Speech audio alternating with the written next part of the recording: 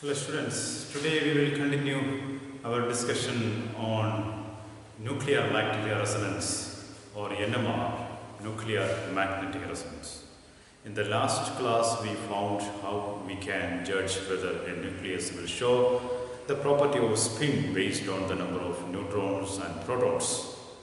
Okay, and today we will think a little more about this. And you may be remembering what we learned in the last class. I am just reminding you in short words what we learned in the last class.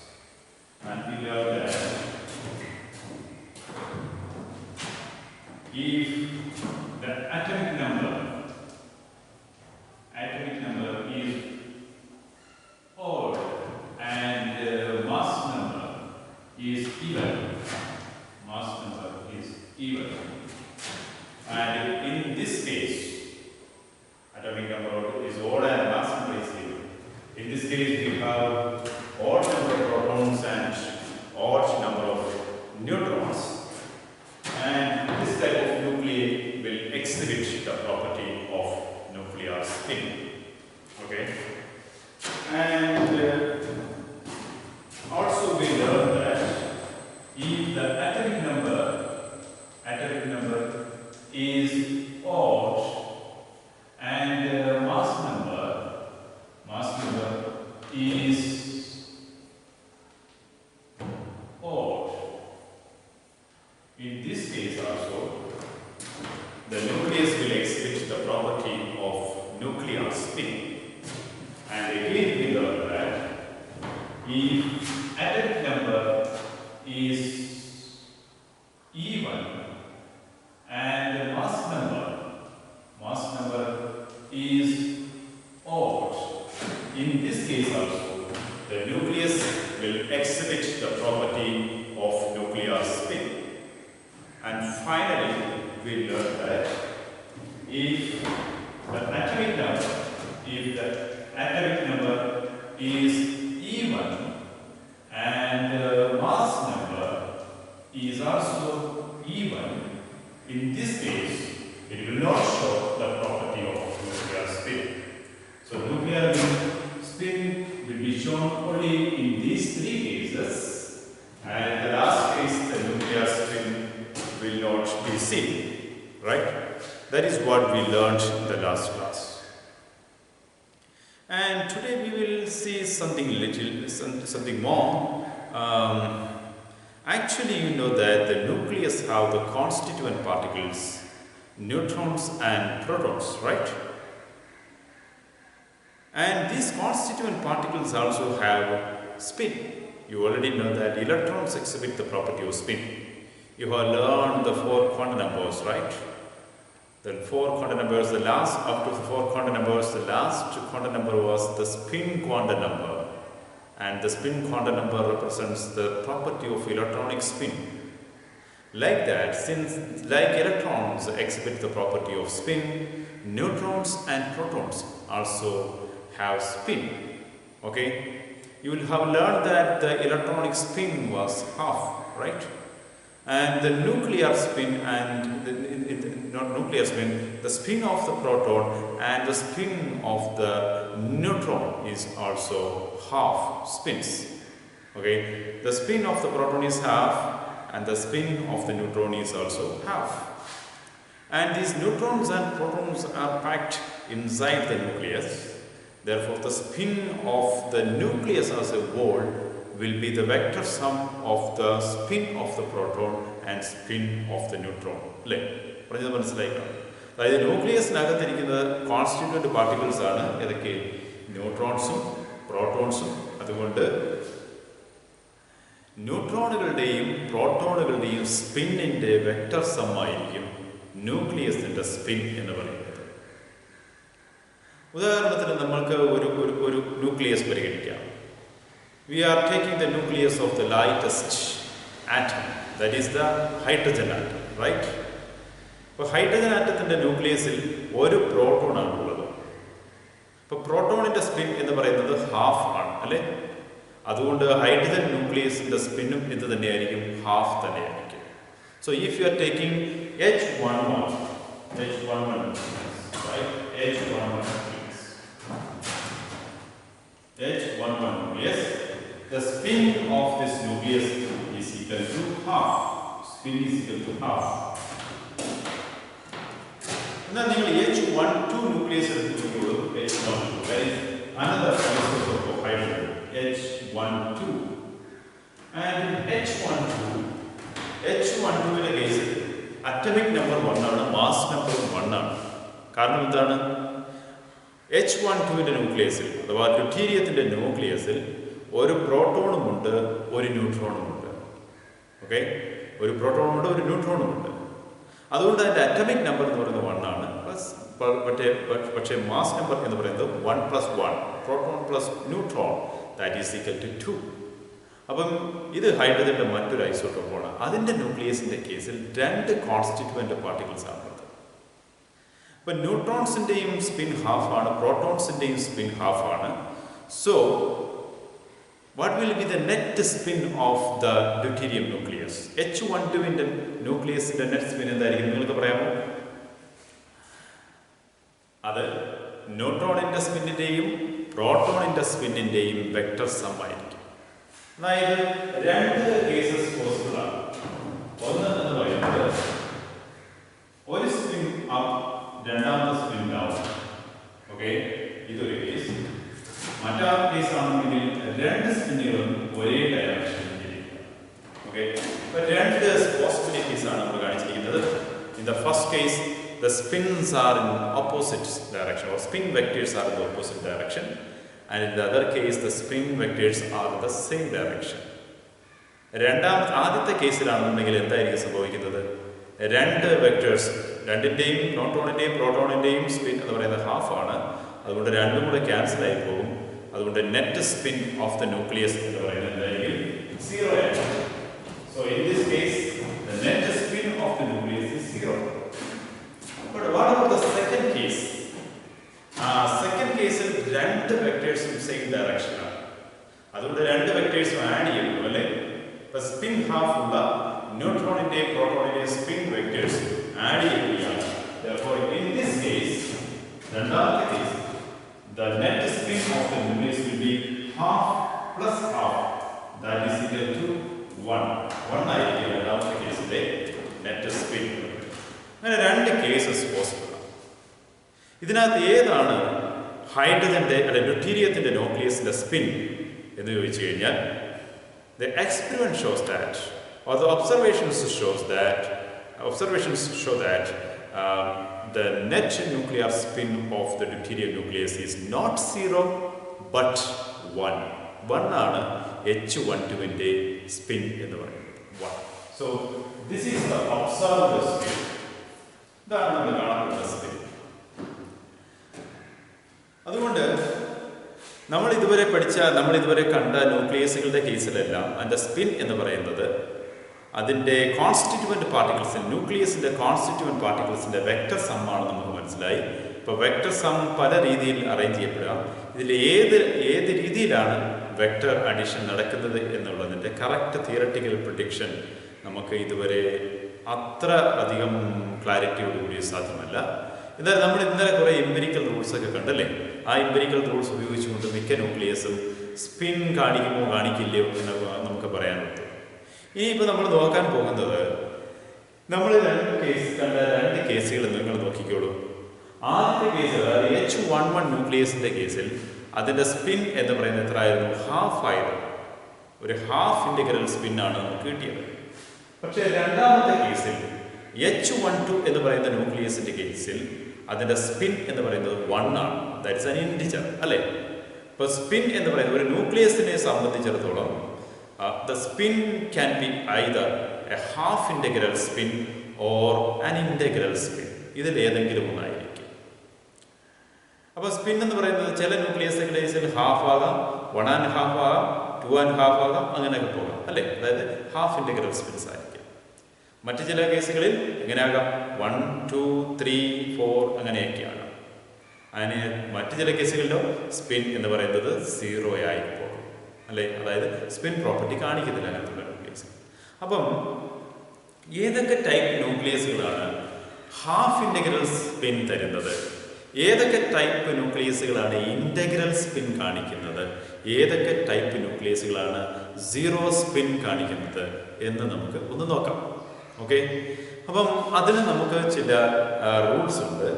നമ്മൾ observe ചെയ്യുകയാണെന്നുണ്ടെങ്കിൽ നിങ്ങൾ നോക്കിക്കോളൂ, നമ്മൾ ആദ്യം എഴുതിയ case ഉണ്ടല്ലോ, atomic number is odd and mass number is even. ആ കേസിൽ പ്രോട്ടോൺസിൻ്റെയും ന്യൂട്രോൺസിൻ്റെയും നമ്പർ എന്ന് പറയുന്നത് എന്തായിരിക്കും? ഓഡായിരിക്കും അല്ലേ? പ്രോട്ടോൺസും ന്യൂട്രോൺസും ഓഡായിരിക്കും. Proton is equal to odd അല്ലേ? Odd and neutron is also equal to odd. Number of neutrons is also equal to odd. ഈ കേസിലാണെന്നുണ്ടെങ്കിൽ ഈ കേസുകളിൽ അതെന്തായിരിക്കും തരുന്നതോ ഒരു ഇന്റഗ്രൽ സ്പിൻ ആയിരിക്കും നമുക്ക് കിട്ടുന്നത്. നമുക്ക് കിട്ടുന്ന സ്പിൻ ഒരു ഇന്റഗ്രൽ സ്പിൻ ആയിരിക്കും.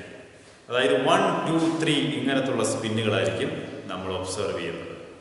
ഉദാഹരണത്തിന് രണ്ടുപേരും ഏതാ അറ്റോമിക് നമ്പർ ഓടും മാസ് നമ്പർ ഈവനുമായി വരുന്ന കേസ്, ആദ്യത്തെ കേസ്.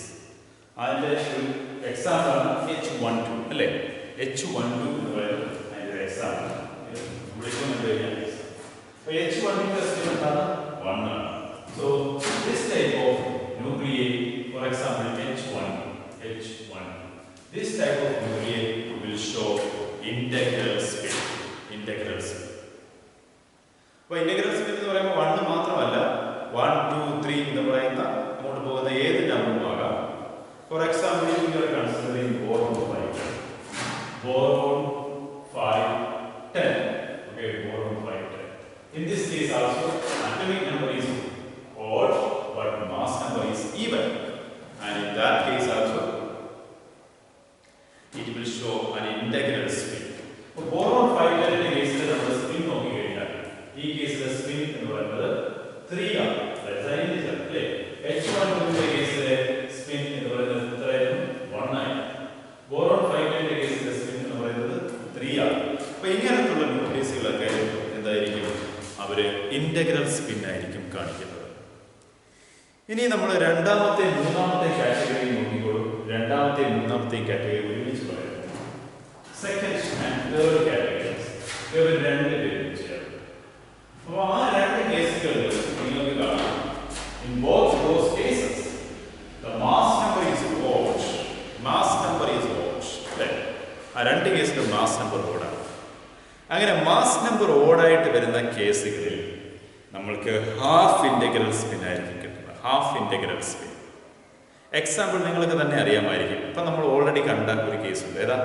H11ന്റെ കേസിൽ മാസ് നമ്പർ എന്താണ്? ഓഡാണ്. Here mass number is odd, and you know what is the spin of H11?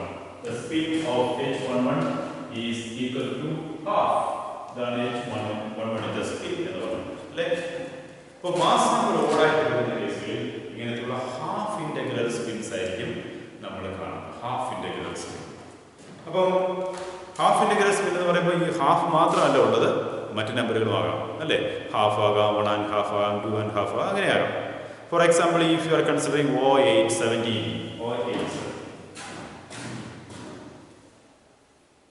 in the case of O817, the mass number is 17. That is an odd number. And you know what is the spin of O817? The spin is equal to 5 divided by 2, means 2 and half. O817 ന്റെ case the spin എന്ന് പറയുന്നത് 2 and half ആണ്. 2 and half. Okay. അപ്പം നമ്മളുടെ രണ്ട് കേസുകൾ നമ്മളിപ്പോൾ കണ്ട രണ്ട് കേസുകൾ, അതായത് മാസ് നമ്പർ ഓഡായിട്ട് വരുന്ന കേസുകളെല്ലാം നിങ്ങൾ എന്തായിരിക്കും കാണുന്നത്? ഹാഫ് ഇൻ്റഗ്രൽ സ്പിൻസ് ആയിരിക്കും കാണുന്നത്. ഇനി നാലാമത്തെ കാറ്റഗറി ഏതാണ്? The mass atomic number is even and mass number is also even. അപ്പോൾ ഈ കാറ്റഗറിയിൽ വരുന്ന ന്യൂക്ലിയസുകളാണെന്നുണ്ടെങ്കിൽ ആ ന്യൂക്ലിയസുകളുടെ സ്പിൻ എത്രയായിരിക്കും? 0 ആയിരിക്കും. It will not exhibit the property of nucleus.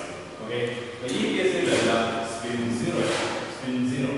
Four example carbon 612 അല്ലേ? Mass number atomic number is even and mass number is also even, and in that case the spin is equal to 0. Carbon 612 ന്റെ കേസിൽ spin 0 ആണ്. പക്ഷേ carbon 613 നോക്കിക്കഴിഞ്ഞാൽ carbon 613. Carbon 613 ആവുമ്പോഴത്തേന് നമ്മുടെ കഥ മാറും. കാരണം എന്താ? In this case, the mass number is odd. Mass number odd ആവുന്ന കേസിൽ എന്തായിരിക്കും? ഹാഫ് ഇന്റഗ്രൽ സ്പിൻ ആയിരിക്കും. കാർബൺ 613 സ്പിൻ എന്ന് പറയുന്നത് എത്രയാണെന്ന് അറിയാമോ? Half. Observe the spin is half. അപ്പോൾ നിങ്ങൾക്ക് മനസ്സിലായി എങ്ങനെയാണ് അറ്റോമിക് നമ്പർ, മാസ് നമ്പർ ഇവയൊക്കെ നോക്കിക്കൊണ്ട് ഹാഫ് ഇന്റഗ്രൽ സ്പിൻസ് ആണോ ഇന്റഗ്രൽ സ്പിൻസ് ആണോ ഒരു ന്യൂക്ലിയസ് കാണിക്കുന്നത് എന്ന് പറയാൻ നിങ്ങൾക്കിപ്പോൾ അറിയാം. ഓക്കെ, അപ്പോൾ ഇത്രയും കാര്യങ്ങൾ നിങ്ങൾക്ക് മനസ്സിലായി എന്ന് വിശ്വസിക്കുകയാണ്. അങ്ങനെയാണെന്നുണ്ടെങ്കിൽ നമ്മൾ ഇന്നലെ പറഞ്ഞ മാതിരി ന്യൂക്ലിയസുകൾ സ്പിൻ പ്രോപ്പർട്ടി കാണിക്കുകയാണെന്നുണ്ടെങ്കിൽ അതിന് ഒരു മാഗ്നറ്റിക് മൊമെന്റ് ഉണ്ടായിരിക്കും അല്ലേ? കാരണം സ്പിൻ ചെയ്യുന്ന ന്യൂക്ലിയസുകൾ ചാർജ്ഡ് പാർട്ടിക്കിൾസ് കൂടിയാണ്. ചാർജ്ഡ് പാർട്ടിക്കിൾസ് മൂവ് ചെയ്യുകയാണെങ്കിൽ അല്ലെങ്കിൽ ചാർജ്ഡ് പാർട്ടിക്കിൾസ് റൊട്ടേറ്റ് ചെയ്യുകയാണെന്നുണ്ടെങ്കിൽ associated with that rotatory motion there will be A magnetic moment. ഒരു മാഗ്നറ്റ് ആയിട്ട് അത് ആക്ട് ചെയ്യും. നമ്മൾ ഇന്നത്തെ ക്ലാസ്സിൽ പറഞ്ഞു ഒരു ടൈനി മാഗ്നറ്റ് ആയിട്ട് വേണമെങ്കിൽ നമുക്ക് സ്പിന്നിങ് ന്യൂക്ലിയസുകളെ കണക്കാക്കാം.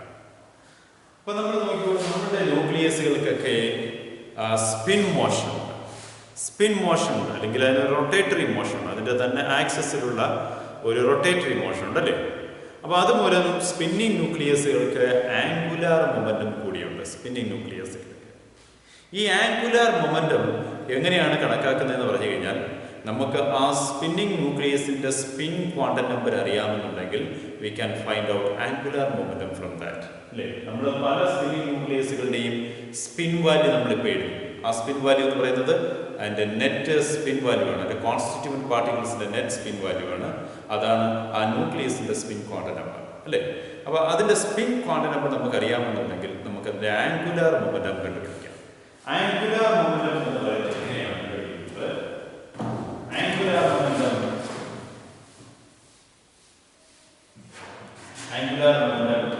S is equal to angular momentum I is equal to root of S into S plus 1 into H divided by 2 pi. Okay, this is angular momentum. Angular momentum I is equal to root of S into S plus 1 into H by 2 pi, where S is the spin of the nucleus. ഇപ്പോൾ പല ന്യൂക്ലിയസിൻ്റെ spin എത്രയാണെന്ന് നിങ്ങൾക്കറിയാം. H11 ആണെന്നുണ്ടെങ്കിൽ നിങ്ങൾ എസിന് ഏത് value എടുക്കും? H11 കേസിൽ S is equal to 1, S is equal to half. H12 ആണെന്നുണ്ടെങ്കിൽ S is equal to 1 അല്ലേ? അപ്പോൾ നിങ്ങൾ കാർബൺ 613 ആണ് എടുക്കുന്നതെന്നുണ്ടെങ്കിൽ S is equal to half. അല്ലെങ്കിൽ നിങ്ങൾ OH17 ആണ് എടുക്കുന്നതെന്നുണ്ടെങ്കിൽ S is equal to 5/2. അപ്പോൾ നിങ്ങൾക്ക് പല ന്യൂക്ലിയസുകളുടെയും സ്പിൻ അറിയാം. ആ സ്പിൻ അറിയാമെന്നുണ്ടെങ്കിൽ ആ ന്യൂക്ലിയസിൻ്റെ ആംഗുലാർ മൊമെൻറ്റം എന്ന് പറയുന്നത് angular momentum I is equal to the root of S into S plus 1 into H divided by 2 pi ആയിരിക്കും. ഇവിടുത്തെ H divided by 2 pi എന്ന് പറയുന്നതിനെ ഒരു യൂണിറ്റ് ആയിട്ട് നമുക്ക് പരിഗണിക്കാം. ക്വാണ്ടം മെക്കാനിക്സിൽ ഇത് വളരെ കോമൺ ആണ്. H by 2 pi can be considered as 1 unit. Then we can express angular momentum. Angular momentum I is equal to the root of S into S plus 1 units. S into S plus 1 units. ഇങ്ങനെ നമുക്ക് കണക്കാക്കാം. Okay, so we know how to find out the angular momentum from the spin of the nucleus. ഇനി ഈ angular momentum നമുക്കറിയാം. ഇനി നമ്മൾ സംസാരിക്കാൻ പോകുന്നത് നമ്മൾ നേരത്തെ പറഞ്ഞ മാഗ്നറ്റിക് മൊമെൻറ്റിനെ പറ്റിയാണ്. അതായത് സ്പിൻ ചെയ്യുന്ന ന്യൂക്ലിയസുകളെല്ലാം ടൈനി ബാർ മാഗ്നറ്റ്സ് ആയിട്ട് ആക്ട് ചെയ്യും എന്ന് നമ്മൾ പഠിച്ചില്ലേ? അപ്പോൾ ആ ബാർ മാഗ്നറ്റ്സുകൾക്കൊക്കെ എന്തുണ്ട്? മാഗ്നറ്റിക് മൊമെൻറ്റ് കൂടിയുണ്ട്. മാഗ്നറ്റിക് മൊമെൻറ്റ് അല്ലേ? കാരണം ഓരോ ടൈനി ന്യൂക്ലിയസും ഒരു മാഗ്നറ്റിക് ഡൈപോളാണ്. എന്താണ് മാഗ്നറ്റിക് ഡൈപോൾ എന്ന് പറഞ്ഞാൽ 2 പോൾസ് ഉള്ള മാഗ്നറ്റ് അല്ലേ? സൗത്ത് പോളും നോർത്ത് പോളുമുള്ള ഒരു മാഗ്നറ്റാണ് ഓരോ സ്പിന്നിങ് ന്യൂക്ലിയസുകളും. അതുമായിട്ട് അസോസിയേറ്റ് ചെയ്ത് ഒരു മാഗ്നറ്റിക് മൊമെൻ്റ് ഉണ്ട്. ഈ മാഗ്നറ്റിക് മൊമെൻ്റ് എന്ന് പറയുന്നത് സ്പിന്നിങ് ന്യൂക്ലിയസിൻ്റെ മാഗ്നറ്റിക് മൊമെൻ്റ് മ്യൂ എന്ന് പറയുന്നതിൻ്റെ എക്സ്പ്രഷൻ എന്നാണ്. Mu is equal to that is the magnetic moment of the spinning nucleus. Mu is equal to G into beta n into root of S into S plus 1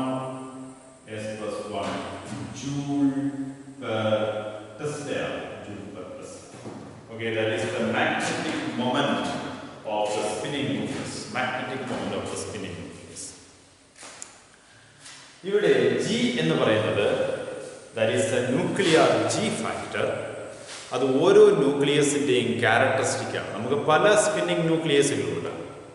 H11 is a spinning nucleus, H12 is a spinning nucleus, carbon 630 is another spinning nucleus. Like that, we will have several numbers of spinning nucleus, and for each spinning nucleus, it will have its own G value. Okay, its own G value. Nuclear G factor. രണ്ടാമത്തെ ഒരു parameter ഉണ്ട് beta N എന്ന് പറയുന്നത്. Beta N, that is nuclear magneton, that is called nuclear magneton. Beta N is called nuclear magnetron. Nuclear magneton. ഇതിന്റെ value എന്ന് പറയുന്നത് 5.05 into 10 raised to minus 27 joule per pascal. Nuclear magnetron value. Okay?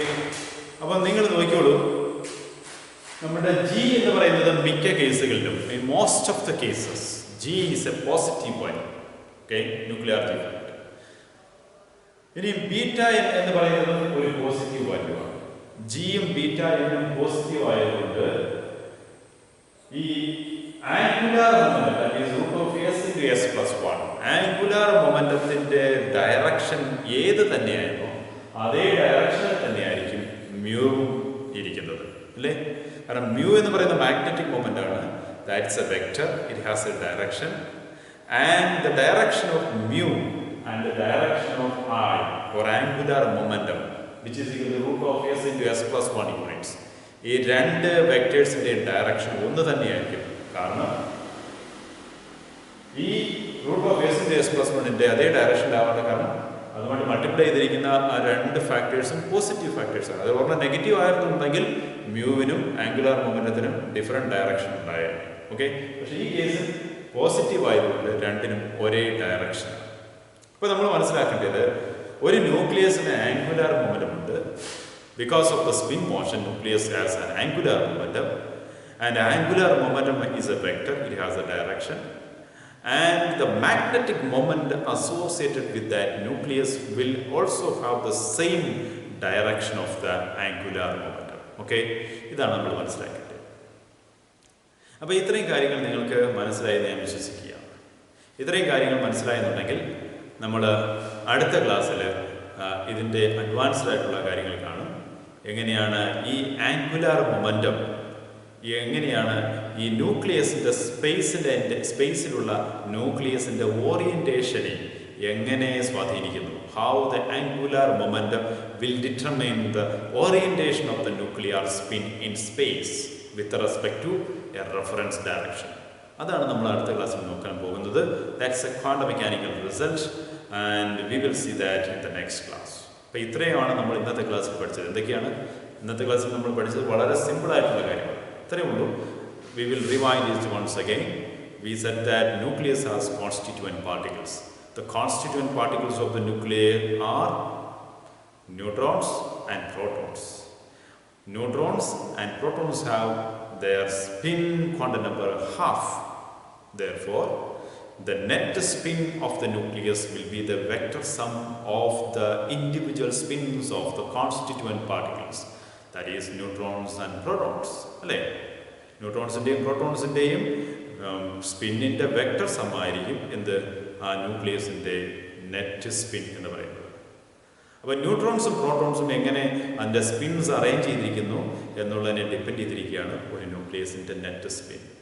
അപ്പോൾ ന്യൂക്ലിയസിൻ്റെ net spin എന്താണ് എന്ന് predict ചെയ്യാൻ we don't have some theoretical methods, but we have some empirical methods, അല്ലേ? ഇപ്പോൾ ന്യൂട്രോൺസിൻ്റെയും പ്രോട്ടോൺസിൻ്റെ എണ്ണത്തിൻ്റെ അടിസ്ഥാനത്തിൽ അല്ലെങ്കിൽ അറ്റോമിക് നമ്പറിൻ്റെ മാസ് നമ്പറിൻ്റെ അടിസ്ഥാനത്തിൽ അത് ഇൻ്റഗ്രൽ സ്പിൻസ് ആയിരിക്കുമോ ഹാഫ് ഇൻ്റഗ്രൽ സ്പിൻസ് ആയിരിക്കുമോ കാണിക്കുന്നതെന്ന് പറയാൻ നമ്മൾക്ക് സാധ്യമാണ്. എങ്ങനെയാണ്? how we will say that based on the atomic number and mass number, how can we say that whether the nucleus will exhibit the integral spin or the half integral spin? We know that if the atomic number is odd and mass number is even, in such cases it will show integral spins. And in those cases, the number of protons and the number of neutrons both will be odd, and in such cases, the nuclears will exhibit integral spins, like 1, 2, 3, etc. In those cases where the mass number is odd, mass number odd, in those cases, we can see half integral spins, like half, 3 by 2, 5 by 2, etc. അങ്ങനത്തുള്ള half integral spins ആയിരിക്കും നമുക്ക് കാണാൻ സാധിക്കുന്നത്. അതെങ്ങനെയുള്ള കേസുകളാണ്? Mass number ഓഡായിട്ട് വരുന്ന കേസുകൾ. ഇനി atomic number ഈവനും mass number ഈവനുമായിട്ട് വരുന്ന കേസുകളുണ്ട്. Atomic number and mass number both are even. അങ്ങനെയുള്ള കേസുകളിൽ ന്യൂട്രോണുകളുടെ പ്രോട്ടോണുകളുടെ പ്രത്യേകത എന്തായിരിക്കും? The number of protons will be even and the number of neutrons will also be even. And in such cases, the spin will be 0. Means such nuclei will not exhibit the property of nuclear spin. ഇനി നമ്മൾ പറഞ്ഞു, each nucleus is characterized by its own spin value. പല ന്യൂക്ലിയസുകൾക്കും അവരുടേതായ spin values ഉണ്ട്. For example H11 spin value half, H12 spin value എത്രയാണ്? 1. ഇനി C13 അഥവാ C13 ആണെന്നുണ്ടെങ്കിൽ അതിൻ്റെ സ്പിൻ വാല്യൂ ഹാഫ്. അങ്ങനെ പല ന്യൂക്ലിയസുകൾക്ക് O817 ആണെന്നുണ്ടെങ്കിൽ അതിൻ്റെ സ്പിൻ വാല്യൂ 5/2. അങ്ങനെ പല ന്യൂക്ലിയസുകൾക്ക് പല സ്പിൻ വാല്യൂസ് ആണുള്ളത്. And if you know the spin of the nucleus, V can find out the angular momentum of the nucleus. The angular momentum of the nucleus I is equal to the root of s into s plus 1 into h by 2 pi. And if you are taking h by 2 pi as a unit, then angular momentum is root of s into s plus 1 units. പിന്നെ നമ്മൾ പറഞ്ഞ എന്താണ്? There is a relation between the angular momentum and the magnetic moment. So magnetic moment mu is equal to g into beta n into root of s into s plus 1. G എന്ന് പറയുന്നത് nuclear G factor ആണ്. That is a characteristic of each nucleus. In most of the cases, G will be a positive value. Beta n is called a nuclear magneton and its value is 5.05 to 10 raised to minus 27 joules per Tesla. Okay, and from this one we can see that the angular momentum and the magnetic momentum will have the same direction because G and beta n are positive values. ഇത്രയും കാര്യങ്ങളാണ് നമ്മൾ ഇന്നത്തെ ക്ലാസ്സിൽ പഠിച്ചത്. അടുത്ത കാര്യങ്ങൾ നമുക്ക് next ക്ലാസ്സിൽ പഠിക്കാം.